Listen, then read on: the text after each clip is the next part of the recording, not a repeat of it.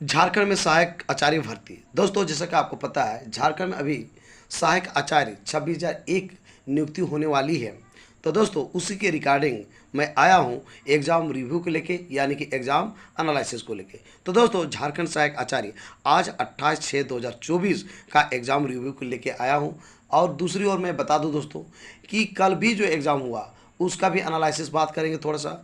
और इतना ही नहीं, कल जो है दोस्तों 29/6/2024 को आपका कंप्लीट हो जाएगा एग्ज़ाम, जो पेपर 1 के रूप में कुछ भी सब्जेक्ट रखे थे 6 to 8 झारखंड सहायक आचार्य के लिए। कहने का मतलब ये है, यदि आप झारखंड सहायक आचार्य का फॉर्म भरे थे 6 to 8 के लिए, तो पेपर 1 के रूप में आपने कोई भी पेपर रखा हुआ था, आपका एग्ज़ाम कल तक सबका कंप्लीट हो जाएगा और बारी आएगी पेपर 2, 3 और 4 का एग्ज़ाम का। तो दोस्तों, सबका जो है एग्ज़ाम आप कंपेयर करें 1 to 5 का और 6 to 8 का, तो देखा जाए तो 1 to 5 में जो है क्वेश्चन का लेवल थोड़ा कठिन था और 6 to 8 में जो लेवल थोड़ा सा यहाँ पर इजी किया गया है।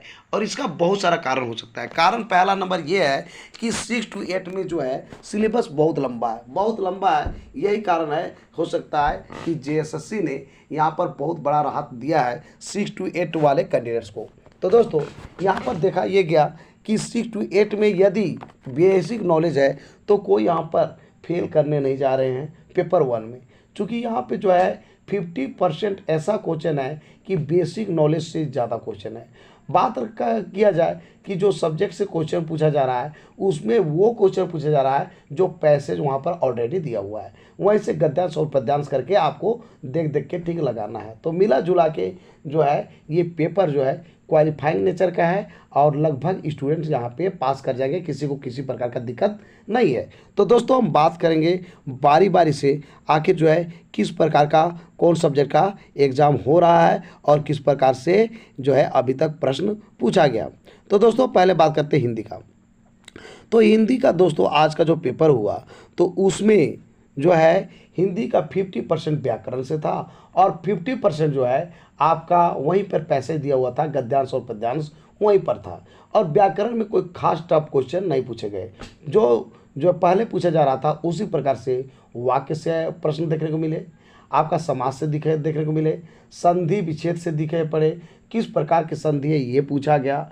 साथ ही साथ ये जो है विषम से भी दिखाई पड़ा, अकर्मक और सकर्मक से दिखाई पड़ा, उपसर्ग से दिखाई पड़ा, प्रत्यय से दिखाई पड़ा, तो मुहावरा से भी दिखाई पड़ा। ये सारे प्रश्न यहाँ पर दिखाई पड़े जो कि कोई खास टफ नहीं था, इजी टू मॉडरेट था। अब बात करते हैं कि गद्यांश और पद्यांश। तो गद्यांश और पद्यांश भी ऐसे प्रश्न पूछे गए, सिर्फ डायरेक्ट तौर पर आप वहाँ पे पढ़ते और एकदम सेम टू सेम उस क्वेश्चन का आंसर आपको नीचे दिखाई पड़ता, यानी कि कोई यहाँ पे टफ या घुमाया गया क्वेश्चन नहीं था। दोस्तों, हिंदी का जो एग्ज़ाम हुआ बहुत ही सटीक तरीका से हुआ और जितना भी अभी तक एग्ज़ाम हुआ है किसी में ऐसा टफ क्वेश्चन नहीं दिया है कि लड़के फंस जाए। तो दोस्तों, ये क्वालिफाइंग नेचर का पेपर है और इस प्रकार से जो है अच्छा क्वेश्चन इसको कह सकते हैं कि लड़के कोई फंसे नहीं, इसलिए यहाँ पर जो है क्वेश्चन अच्छा दिया गया। आपको ये भी पता होगा दोस्तों कि यदि आप पेपर 1 में पास नहीं करते हैं तो पेपर 2, 3, 4 जो आपकी पेपर होने वाली है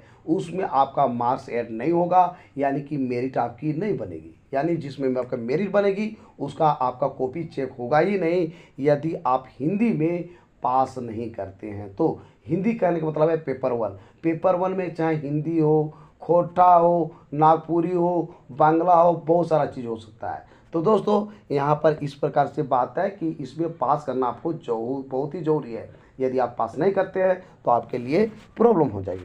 अब बात करते हैं दोस्तों कुड़ुक का, बात करते हैं। तो कुड़ुक का जो आज जो है तो 3 से 4 क्वेश्चन जो है कैंडिडेट्स बता रहे हैं कि यहाँ पर जो है सर ये कुछ क्वेश्चन जो था आउट ऑफ सिलेबस था, यानी कि 3 से 4 नंबर का कुछ क्वेश्चन आउट ऑफ सिलेबस था। लेकिन जहाँ व्याकरण का बात करेंगे या फिर जो है गद्यांश पद्यांश का बात करेंगे तो यहाँ भी इजी क्वेश्चन दिखाई पड़ा, यानी कि यहाँ भी टफ क्वेश्चन नहीं दिखाई पड़ा। यानी कि जो लड़के एग्ज़ाम दिए वो किसी प्रकार से दुखी नहीं है, वो जो चाह रहे थे इसी प्रकार से प्रश्न आए और ऐसा आया भी, यानी कि फेल होने की संभावनाएं एकदम नहीं के बराबर है। बात करते हैं नागपुरी का। तो नागपुरी का कुछ क्वेश्चन लोगों को झलाया, यानी कि परेशान किया।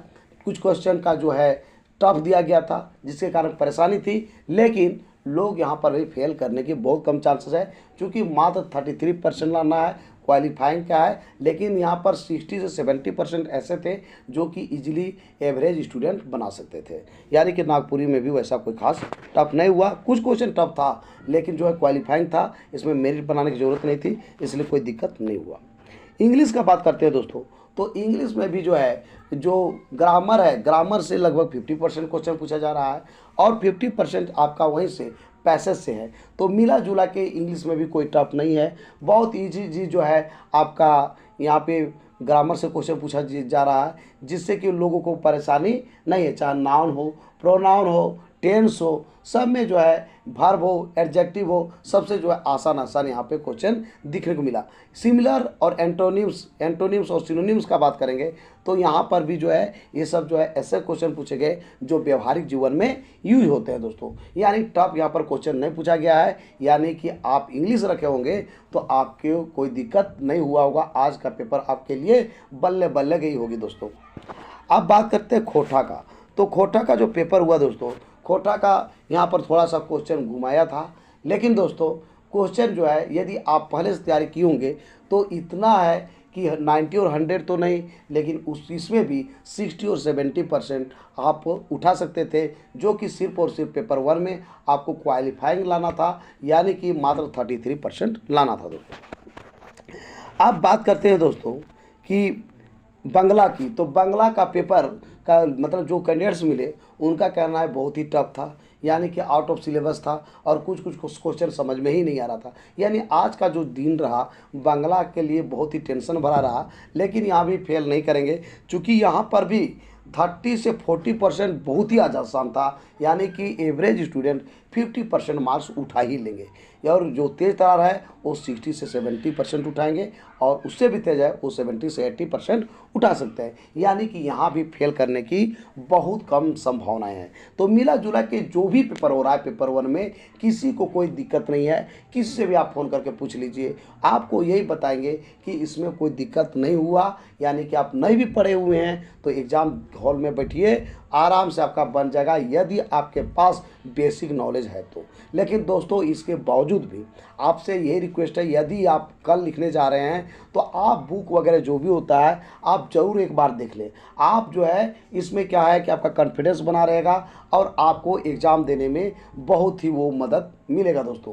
यानी कि आपको किसी प्रकार का डर और भय नहीं रहेगा यदि आप पढ़े हुए हैं तो ज़रूर आपके पास यदि टाइम है तो एक बार पढ़ ले दोस्तों, आपको कल के दिन में कोई दिक्कत होने वाली नहीं है। ग्रामर पोर्शन को देख जरूर लें, जिससे कि आप कम से कम जो है क्वालिफाइंग मार्क्स ग्रामर से ही उठा सकते हैं और उससे भी बेहतर उठा सकते हैं। बाद बाकी आपका गद्यांश पद्यांश है या फिर पैसेज है, पैसेज से आ रहा है उसको आप कवर कर लीजिए, आपकी कहानी ख़त्म हो जाएगी। यानी कि आपका जो स्कोर बहुत बढ़िया हो जाएगा और जो कि आपको सिर्फ और सिर्फ यहाँ पर क्वालिफाई करना है। ये क्वालिफाइंग नेचर का पेपर है दोस्तों।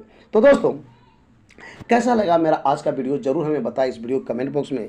यदि ये वीडियो आपको अच्छा लगा दोस्तों तो इस वीडियो कर दीजिए लाइक, चैनल को कर दीजिए सब्सक्राइब और ज़्यादा से ज़्यादा दोस्तों को इस वीडियो कर दीजिए शेयर। तो दोस्तों फिर मिलते हैं एक नए और ऑथेंटिक वीडियो के साथ, तब तक के लिए हमें इजाज़त दीजिए। धन्यवाद।